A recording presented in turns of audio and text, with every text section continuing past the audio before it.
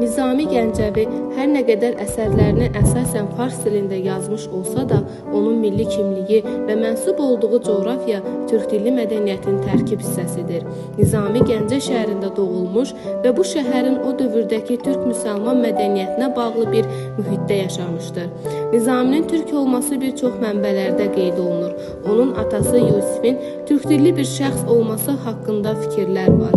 Nizami əsərlərində zaman-zaman türk etnosuna və türk igidliyinə istinadlar etmişdir.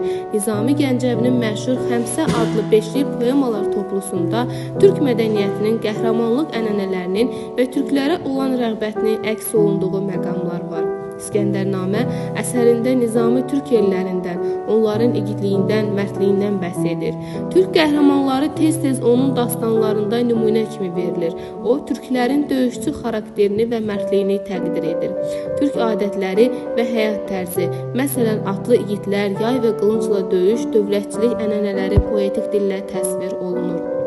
Nizami dövründə müasir mənada türkçülük ideologiyası olmasa da, onun yaradıcılığında etnik mədəni türk ruhu hiss olunur. O, türk qəhrəmanlığını, ədalətini və mənəvi gücünü tərənnüm edir.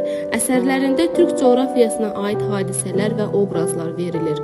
Türk dillərinin və adətlərinin pozitiv təsviri ilə türklərə münasibətdə müsbət ideoloji yanaşma nümayiş etdirir. Nizami Gəncəvi həm Azərbaycan, həm də ümumtürk ədəbiyyatında böyük bir zirvə hesab olunur.